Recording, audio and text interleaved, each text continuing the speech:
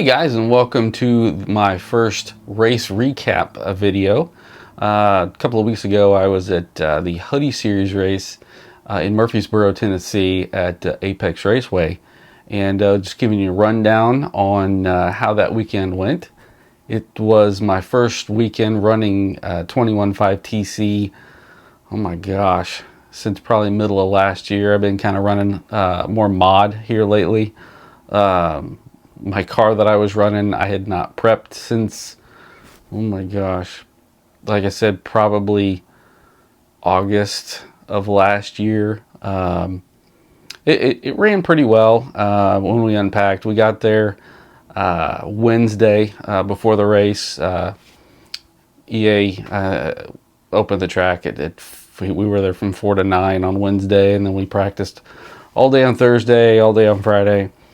And just kind of letting you know what the rundown was, how everything unfolded, and how we did. I went down there with Bill Sider from BS Works. Both of us qualified into the A, not racing since March. I think the last time we raced was at Thunderdome, the last Gravity Midwest All-Star race. So when we unpacked, we had kind of a learning curve because for the Hudy race, we had to run the Hudy spec tire, which are extremely soft, lots of grip. This was the first time since I think we first went to black carpet that we were gluing rear sidewalls too, in addition to the front. The fronts, we actually, I don't think you can see it on here, we actually were gluing up onto the actual contact patch of the tire. And then the rears, we glued, there's kind of it's a weird sidewall. It's kind of got a flat spot straight up, and then it kind of curves up into the rest of the tire. And we glued it all the way up onto that flat spot, which I believe was 58 millimeter. I was using a glue guide on the rear. The fronts, you either had to eyeball or you had to measure from the seam down. I just kind of went with what I thought was about right, and I really didn't have issues with traction rolling. Bill did quite a bit, but we don't run nearly the same setup. But we were probably, I don't know, half a second off pace when we unloaded. It was crazy. So I did qualify with the Avalon body, which seems to be the hot topic pretty much in RC right now. Is it legal? Is it not? It actually got put back on the list that Thursday of that race week. It does okay on carpet. Definitely not a game changer on carpet. To me, it depends on your layout. It turns in pretty good. It's more of a mod suited body, I believe. I did not run the stock wing that came with it. I tried the OG wing with it, and I also tried the Wolverine wing. And to be legal, you have to cut that down because the wing can't be over roof height. And cutting those wings down actually didn't seem to affect it all that much. It still had plenty of grip. Now, whether that's because our tires were generating so much grip, I don't know. But it went well. I mean, I qualified, I think, 9th with it, and I was still searching for speed. And even on Sunday, I was still searching for speed. And so EA, Eric Anderson, had been running the Jackal, the Zoo Racing Jackal. And I'm like, it's a new body, maybe he wants to sell some, who knows.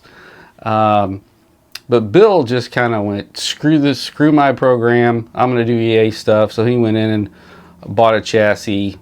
He spent, I think, most of Saturday putting that on. And he bought the Jackal. And I think it was Saturday night, after, the heats and everything were over, I go, Billy, give me that body. I want to try it.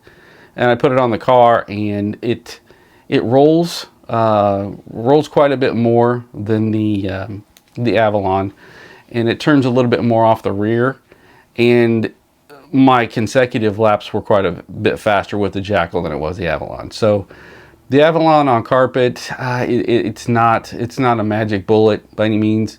Does it suck? No, it's pretty good. Like I said, more probably mod.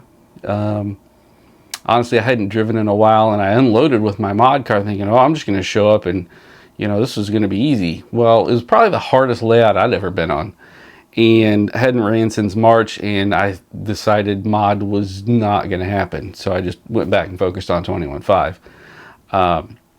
But yeah, the body did gain me a little bit more consistency in the sub 11 lap times. It was just, it was kind of a game changer for me. And I ran the stock wing that came with the Jackal.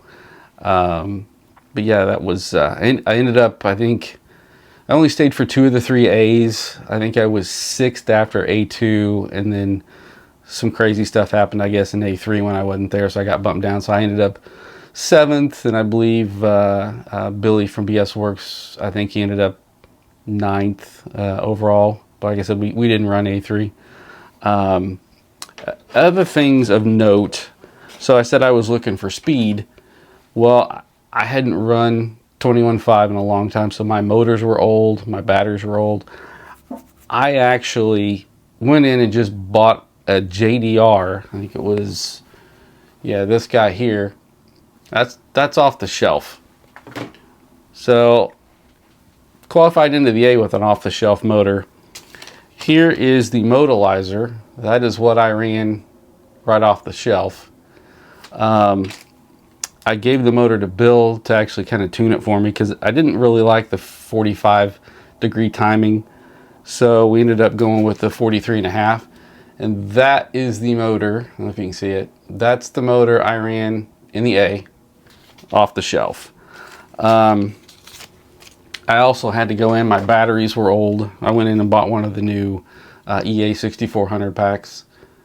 So pretty much everything I had in the, in the main, I had not ran in practice Wednesday, Thursday, Friday, or most of Saturday. The car was good. I drove really well. I mean, I had some 99% runs. I just was not getting the speed out of it in the lap times. You know, I could go down the straightaway with just about anybody, and I wasn't losing any time. But man, in the infield, it was just crazy. And I'm like, well, my percentage is up there, which is normal, 98 usually in a qualifier, but I'm missing something. So one of our teammates, Ryan Appleberry, was helping me quite a bit, and the car was coming around, and after everything was said and done, Ryan let me drive his car after the mains, and I understand now where I was missing those lap times. So the layout, you just had a regular straightaway into a sweeper, into a hard right-hand corner. Well, I had decent speed down the straightaway. It was going around the sweeper just fine, but I would have to hit the brakes to set the car to go into the infield. Well, when I was driving Ryan's car, you just turned the wheel more. It didn't scrub speed off. It just wrapped the corner. And I'm like, oh, I was literally like, oh my gosh. And so we were talking a little bit after the race, and he posted his setup, and I was looking at kind of, you know, what he had going on. And a couple of things were the top decks. I had not seen these before. They'd been out for a little while. The front one is from MadWorks. It's this guy here. That's the front he had on his car, and then the rear was one of the 2mm slim carbon top decks. That's the one that he had on the rear. So I'm going to change those a little bit and see how that does. And the other thing, he had higher roll centers than I had,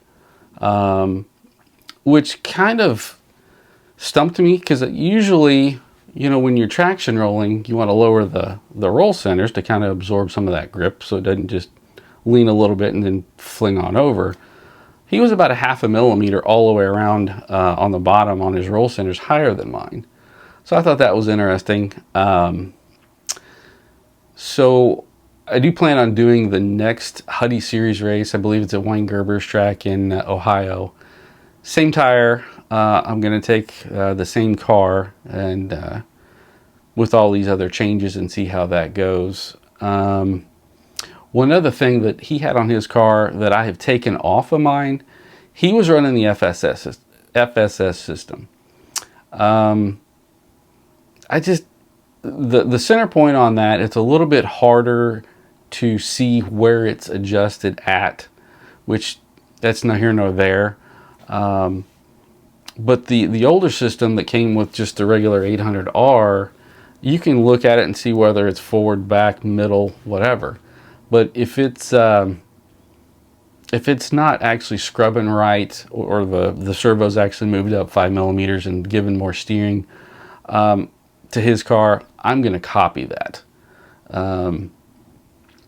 Yeah, it was very eye-opening. His car drove great, and thank you to him, and also thank you to EA for helping me and Bill get up to speed.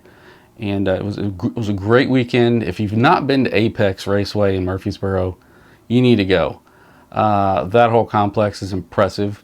I think I heard him say that his facility is like 23,000 square feet. He's got a separate carpet oval track that's in the back, completely separate from the on-road. Excellent hobby shop in there.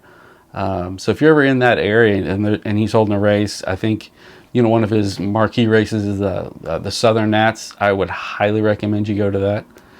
Yeah, overall, it was a great weekend. I think Drew from RC America X-Ray, and all those guys that came down. It was just a great weekend. It was a great race. Went off smoothly. Durla for announcing. You did great. Yeah, so if you have any questions about that or any kind of setup questions that we had for that weekend, drop them in the comments. I answer all of them. A side note, that was the first weekend that I switched to 1UP oils. I was running some PT oils, MR33 oils. It just seemed like 1UP was more readily available, and it was similar to some of the other stuff I was running. Seemed to work pretty well. Yeah, so it was a great weekend. Like I said, the Avalon, not Magic Bullet, does work well, but it's layout dependent, driver style dependent, grip dependent.